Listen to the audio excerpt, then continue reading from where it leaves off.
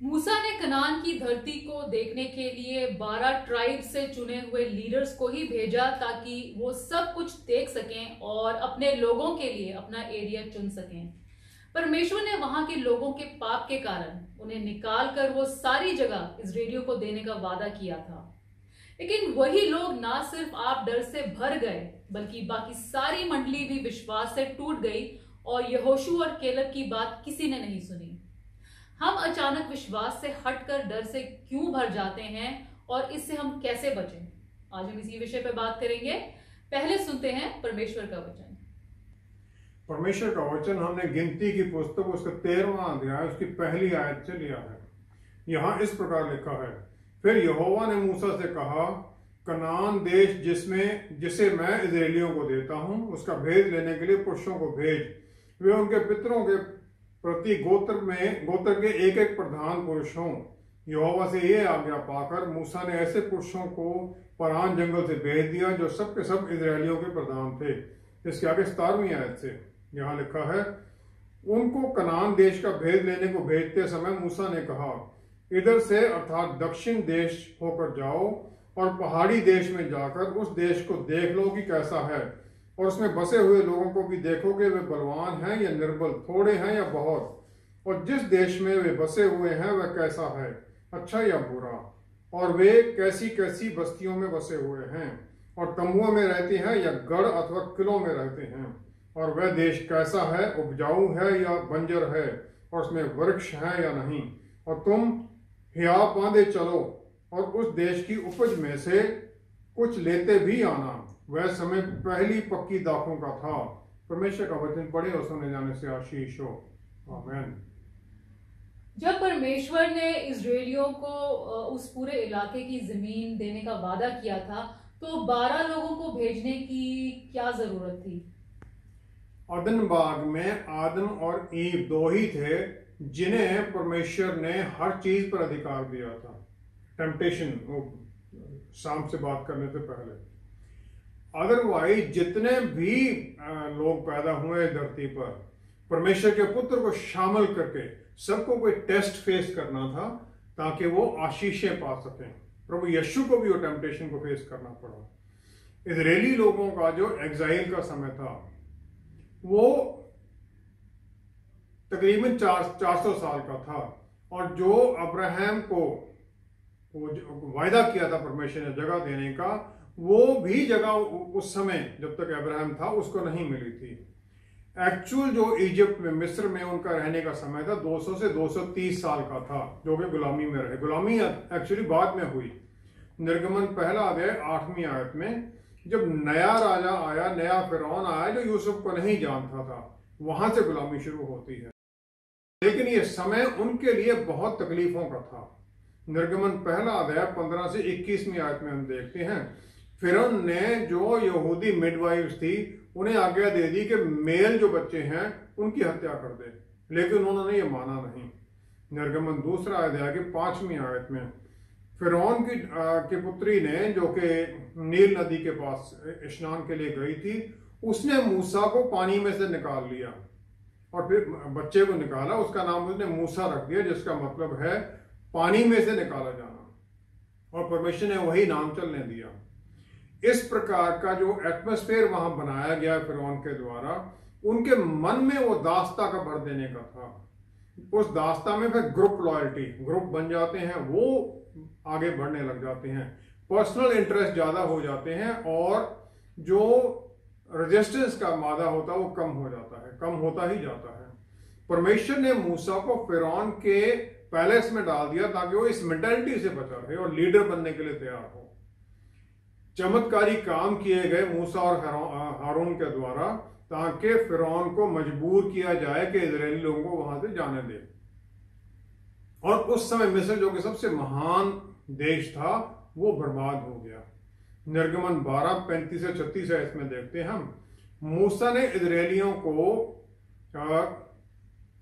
पूछा और कि तब उनको बताया कि जब तुम जाओगे तो इजिप्शियन लोगों से सोना चांदी और कपड़े मांग लेना, और इस प्रकार उन्होंने मिस्रियों को लूट लिया।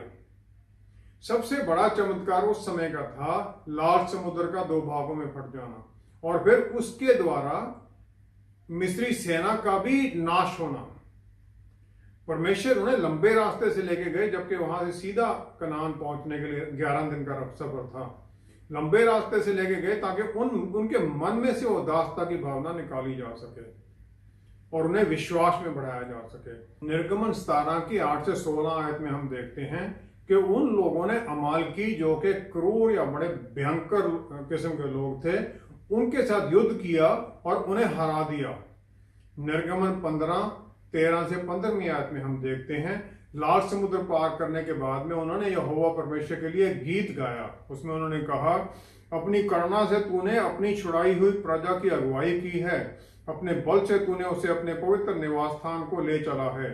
देश देश के लोग सुनकर कांप उठेंगे, फलिश्तियों के प्राणों के लाले पड़ जाएंगे, एदोम के अधिपति व्याकुल होंगे, मोआब के पहलवान थरथरा उठेंगे, सब कनान निवासियों के मन पिघल जाएंगे। वो सब उन्हें पता था, उन्होंने गाया कि ये उसका असर होना है। गिनती 13 की पहली दूसरी आयत में हम देखते हैं, जो भी पढ़ा भी था, कि परमेश्वर ने मूसा को कहा कि 12 लोगों को जो लीडर्स हैं उन्हें भेज दे। लेकिन अगर हम व्यवस्था विवरण की पहली की पुस्तक का पहला अध्याय उसके 20 से 38वीं आयत में देखते हैं, तो 22वीं आयत में लिखा है, और तुम सब, मूसा ने लोगों को बताया, तुम सब मेरे पास आकर कहने लगे, हम अपने आगे पुरुषों को भेज देंगे जो उस देश का पता लगाकर हमको यह संदेश दें कि कौन से मार्ग से होकर चलना होगा और किस किस नगर में प्रवेश करना पड़ेगा। यहां पर मूसा ने यह कहा कि लोगों ने आके उसे कहा और परमेश्वर ने उन्हें परमिशन दे दी, ठीक है भेज दो। इब्रानी भाषा का शब्द तूर है, जिसे गिनती 10 की 33 में भी इस्तेमाल किया गया है कि परमेश्वर की जो वाचा का संदूक था उनके आगे चलता था ताकि उनके ठहरने के लिए जगह चुन ली जाए। इस तूर शब्द का मतलब है, जो कि हमने जहां पर वो भेदिए बना दिया गया, स्पाई आउट करने के लिए बोल दिया गया है, उसका एक्चुअल मतलब है सीक आउट, ढूंढना, भेद लेना और एक्सप्लोर करना, छानबीन करना या पता लगाना। यही व्यवस्था विवरण में भी कहा गया है। तो 12 लोगों को यह बताया गया था कि जाकर उस जगह के बारे में पता लगाओ, और वायदा था, परमेश्वर ने कहा कि जो मैं जगह तुम्हें दे दी है पहले ही। उनके जाने का मकसद था कि इंफॉर्मेशन लेके आना, स्ट्रेटजी प्लान बनाने का नहीं था कि तुम प्लान बनाओ हम कैसे जाएंगे, क्या करना, कैसे हम जीतेंगे, वो नहीं था। यहोशू 14 की 12 में कैलेब को विश्वास था कि जो जगह उसे परमेश्वर ने उस समय दी थी वो जीत सकता है, और वही जगह उसने फिर मांग ली जहां पर अनाकिम थे जो कि जायंट थे, और फिर उस हेब्रोन के एरिया में थे, वो बड़े शहर थे, 45 थे, पूरे किलाबंदी की हुई थी। उसने वही जगह मांगी इस विश्वास में कि परमेश्वर उसके साथ उसे जीत देंगे। यहोशू 2 अध्याय 9 से 11वीं आयत में जो यहोशू ने 2 भेदिए भेजे थे यरीहो में, उसको रहाब ने उनको ये कंफर्म कर दिया, उनको बता दिया कि हम सबके मनों में इतना भय बैठा हुआ है परमेश्वर का और तुम लोगों का, तो परमेश्वर तुम्हारे साथ है और जीत तुम्हें देते हैं। गिनती 13 की 33वीं आयत में जो 10 भेदिए गए थे, उनके मन में इतना भय बैठ गया कि जो जमीन थी, जो धरती थी, उसके बारे में भी उन्होंने कह दिया कि ये धरती तो रहने वालों को ही खा जाती, खत्म कर देती है। जो वहां रहते हैं वो बहुत लंबे चौड़े हैं, जायंट हैं, और हम उनके सामने ग्रास ऑपर्स की तरह दिखते थे, और हम अपने आप को भी उनके सामने वो ग्रास ऑपर्स ही समझने लग गए। उनके मन में इतना डर बैठ गया कि अपने आप को वो इतना कमजोर समझने लग गए, परमेश्वर के वायदों को भूल गए, और फिर उसी के अनुसार पूरे इजरायली लोगों को उन्होंने डर से भर दिया, और फिर आगे बढ़ना तो क्या, वो पीछे मिस्र को लौटने के बारे में सोचने लग गए। लेकिन सब लोग जो मूसा द्वारा भेजे गए थे, अपने अपने ट्राइब के लीडर थे जो अपने विश्वास और बल के लिए चुने गए थे, फिर सिर्फ 2 को छोड़कर सब इतना डर से क्यों भर गए? स्वर्गीय लॉर्ड जॉनथन सैक्स, जो कि इंग्लैंड के चीफ रबी थे, उन्होंने कहा कि एक लीडर का बेसिक टास्क क्या है, चाहे वो प्रेसिडेंट है चाहे घर में एक पेरेंट है, उसका टास्क ये है कि जो लोग उसके साथ हैं उनके मन में कॉन्फिडेंस भर देना, विश्वास भर देना, विश्वास अपने आप में, अपनी क्षमता में, उस ग्रुप में जिसका वो हिस्सा है और जिस मिशन के लिए उन्हें चुना गया है उस मिशन को पूरा करने की क्षमता में। जो लीडर है उसे लोगों में विश्वास होना चाहिए और फिर उन्हें इस विश्वास से भर दे, अपने अंदर विश्वास के लिए लीडर पर विश्वास, दोनों में भर दे। वो लैटिन शब्द है कॉन्फिडेंशिया, जिसका मतलब है कॉन्फिडेंस। इसका मतलब है विश्वास, इकट्ठे होकर विश्वास, हैविंग फेथ टुगेदर, एक दूसरे में विश्वास, इकट्ठे चलना। निर्गमन 17 की 11वीं आयत में अमालेकी लोगों के साथ युद्ध में मूसा ने अपने हाथ ऊपर उठा रखे थे प्रार्थना के लिए, और जब इजरायली लोग देखते थे उधर तो वो देखते थे परमेश्वर के साथ मूसा बात कर रहा है और वो जीतते थे, और जो ही उसके हाथ नीचे होने लग जाते थे थकावट के कारण वो हारने लग जाते थे। व्यवस्था विवरण 6 अध्याय 4-5वीं आयत में शिमा कमांड है, सुन ए इज़राइल, जहां पर लिखा गया है अपने परमेश्वर को पूरे मन से, पूरे जीव से, प्राण से और पूरे बल से प्यार करो, और फिर उसी की तरफ देखो, और फिर वही तुम्हारे मन में जो है विश्वास है वही तुम्हारी जुबान पर भी है, उसके लिए प्यार जो है वो तुम्हारी जुबान पर वही आएगा। जो कहते हैं हम नहीं कर सकते और जो दूसरे जो कहते हैं हम कर सकते हैं, दोनों सही हैं, क्योंकि दोनों का विश्वास उसी प्रकार का है। विश्वास परमेश्वर में अगर है, टीम में है, जो लोग हैं पूरे उन सब में है, तो फिर जीत निश्चित है और हार का कारण नहीं बनता है। अगर ये विश्वास नहीं है तो फिर हम कर ही नहीं सकते कुछ भी। यिर्मयाह या आमोस जैसे जो प्रॉफिट थे वो निराशावादी प्रॉफिट थे, लेकिन फिर भी उन्होंने होप का मैसेज दिया।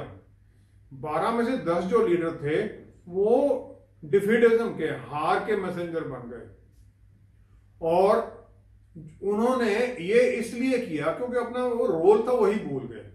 परमेश्वर में विश्वास उनका खत्म हो गया, जो परमेश्वर के वायदे थे उनमें विश्वास खत्म हो गया। लेकिन वो इतनी बुरी तरह फेल क्यों हुए? वो जानते थे, वो ट्राइब के हेड थे, लीडर्स थे, जानते थे परमेश्वर उनके साथ है, परमेश्वर की सहायता के साथ वो कुछ भी कर सकते, उन्हें पता था ये। और फिर उन्हें यह भी पता था परमेश्वर वो वायदा नहीं करेंगे जो उनकी कैपेबिलिटी से बाहर है। उनकी जो ये डर का कारण था, ये इनहैबिटेंट्स के ऊपर, जो वहां रहते थे, उनके जो शहर थे कि वो इतने बड़े बड़े हैं, उनके फिजिकल एट्रीब्यूट्स के कारण हो गया। लेकिन एक ज्यूइश रबी थे, लुबाविट्ज और रबे, जो कि चवाड ऑर्गेनाइजेशन के हेड थे 1950 से लेकर उनकी मृत्यु के समय तक। उन्होंने बिल्कुल ही अलग उनकी वेदियों के डर का कारण बता दिया। उन्होंने ये कहा कि वेदिये डर हारने से नहीं डरे बल्कि जीत से डर गए, और उस जीत के डर के कारण उन्होंने आके ये सब रिपोर्ट दी। विल्डरनेस में जहां पर वो थे वहां पर वो परमेश्वर की बिल्कुल नजदीकी में रहते थे। चट्टान से पानी आता था, स्वर्ग से मन्ना आ रहा था, पानी उनके लिए, खाना खाने के लिए पानी मिल रहा था। परमेश्वर की महिमा का बादल उनके चारों तरफ था और चमत्कार उनके चारों तरफ होते रहते थे। और जब उन्होंने जीत कर उस प्रॉमिस लैंड में चले जाना था, उसका मतलब था उन्हें लड़ाइयां लड़नी पड़नी थी, उस जमीन को पकड़ना था, और उसके बाद में भी जमीन को जोतना, बीज बोना, काटना, हार्वेस्ट, और एक आर्मी सदा के लिए बना के रखनी थी ताकि दुश्मनों से लड़ते रहें। और यही हम लोग भी, हमारा भी यही है, हमारे साथ भी यही होता है। मन में हमारे वो सफलता का डर भी आने लग जाता है। जो उनका ये फिर रिश्ता बदल जाना था परमेश्वर के साथ, तो उन्हें ये हो गया कि परमेश्वर में आशीष तो देते रहेंगे, बारिश होगी, अच्छी फसलें आएंगी, प्रॉस्पेरिटी होगी, खेत होंगे, परमेश्वर का टैबरनेकल हमारे साथ होगा, लेकिन परमेश्वर विजिबल फॉर्म में नहीं होंगे। विजिबल जो बादल, महिमा का बादल था, इतनी नजदीकी का रिश्ता नहीं होगा, मिरेकल नहीं होंगे।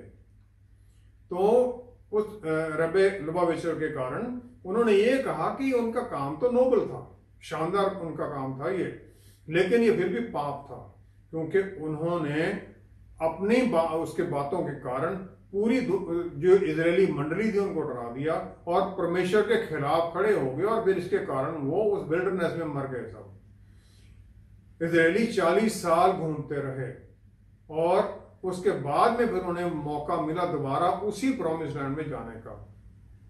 परमेश्वर ने सबको एक बारी में ही नहीं मार दिया, लेकिन उन्हें 40 साल तक अपना जीवन जीने दिया, उन्हें ये रियलाइज कराने के लिए कि उनकी गलती के कारण क्या हुआ है। जो 10 लोग थे उन्होंने एक्चुअल जो सिचुएशन थी उसके बारे में आकर नहीं बताया, ताकि मूसा उसके बारे में प्लान करे परमेश्वर से कंसल्ट करके। उन्होंने प्लान भी अपने आप ही बना दिया, अपना ओपिनियन बना दिया, इम्पॉसिबिलिटी, सक्सेस तो पॉसिबल है ही नहीं, उन्होंने ये कह दिया, जिसके कारण पूरी पॉपुलेशन परमेश्वर के खिलाफ हो गई और परमेश्वर के खिलाफ रोने लग गई, वापस इजिप्ट जाने की सोचने लग गए। उन्हें भेजा गया था कि प्लान को फैसिलिटेट करना कि इस जमीन को हमने किस प्रकार जीतना है, लेकिन उन्होंने ये फाइनल डिसीजन दे दिया कि हम कर ही नहीं सकते। ये तो परमेश्वर हमें इस दुनिया में रहने के लिए रखना चाहते हैं जहां पर के हमारे चारों को दुश्मन, शैतानी ताकतों के दुश्मन हैं, अंधेरे की ताकतें हैं, और वो ये चाहते हैं कि हम इस जगह पर, इस दुनिया में, गिरावट की दुनिया में परमेश्वर के रहने का एक स्थान दूसरों के सामने जाहिर करें।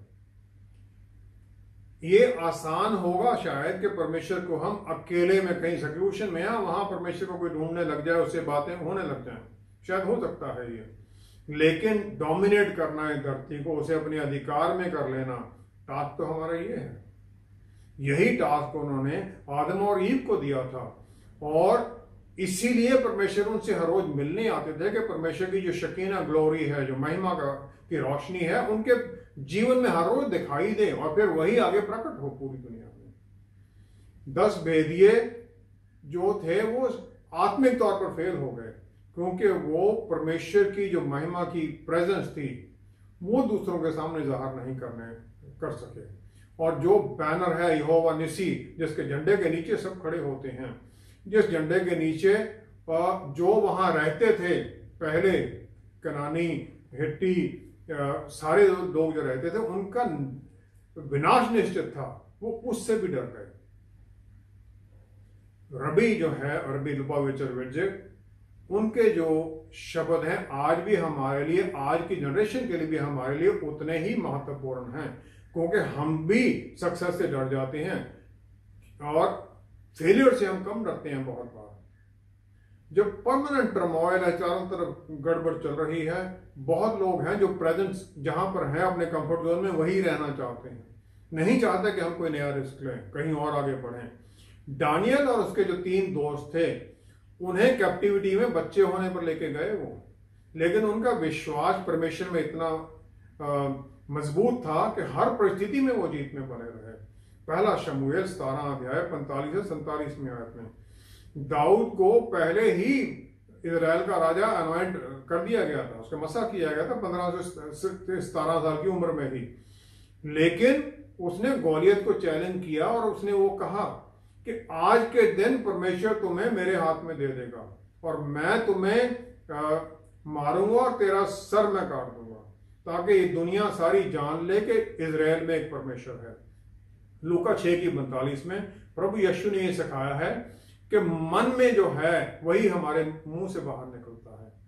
दाऊद के मन में विश्वास था परमेश्वर के ऊपर कि जिसने मसा किया है वो मुझे राजा भी बनाएगा, एक दिन मुझे जीत देगा, ताकि परमेश्वर की महिमा हो मेरे द्वारा। जो 10 लीडर थे उनके मन में खुद डर भर गया और उन्हें इजरायली लोगों के मनों में भी डर भर दिया, ताकि वो सब भूल गए कि परमेश्वर ने जो उनके लिए किया था वो सब उन्होंने नकार दिया। उत्पत्ति 1 अध्याय 4 आयत में परमेश्वर ने रोशनी और अंधेरे को अलग अलग कर दिया, लेकिन जब उन्होंने आज्ञा ना मानी तो वही अंधेरा जो बाहर था अलग किया गया था वो हमारे भीतर आ गया, रोशनी के साथ वो रहने लग गया।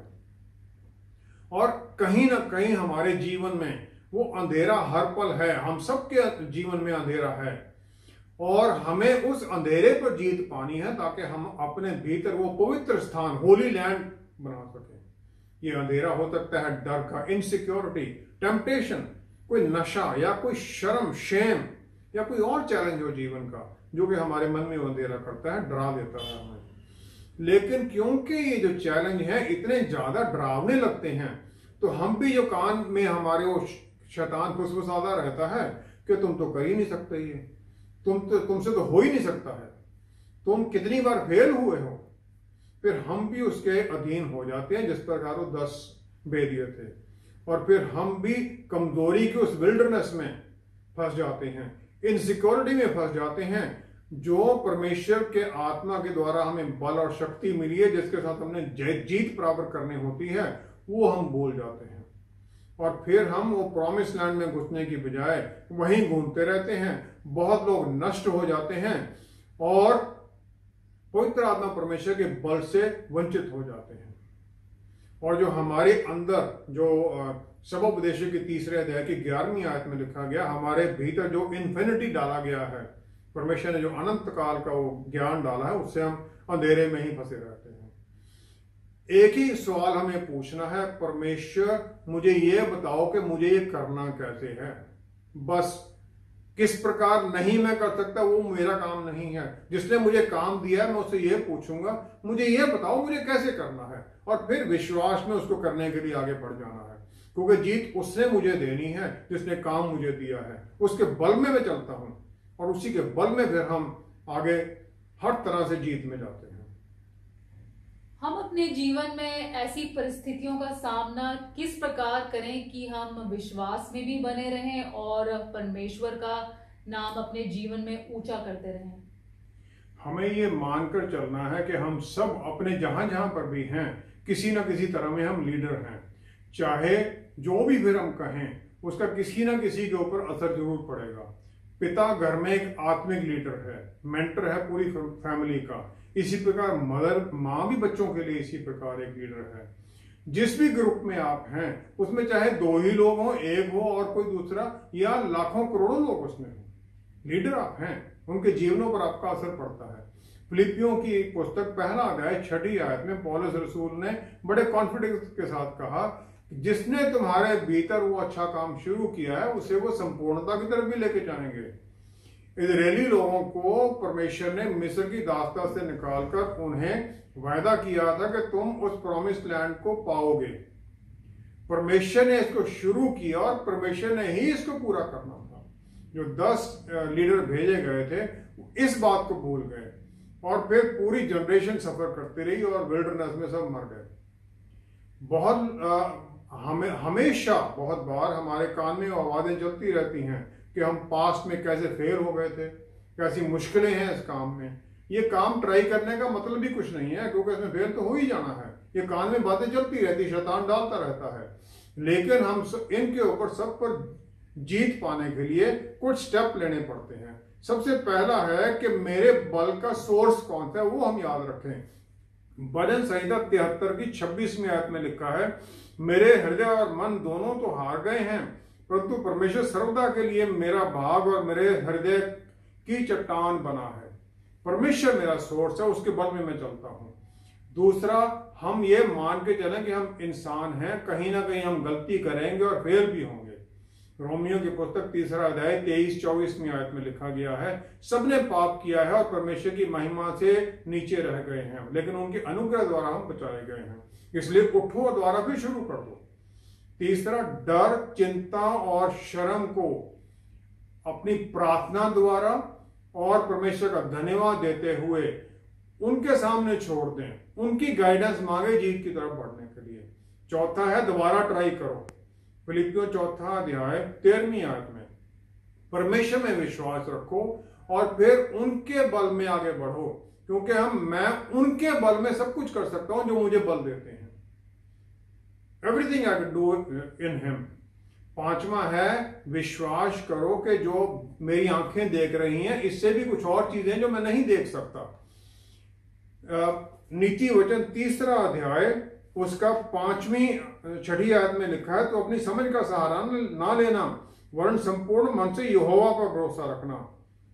यहोवा पर भरोसा रखना, वो तुम्हारे रास्तों को सीधा करेगा, वो दिखाएगा क्या करना है।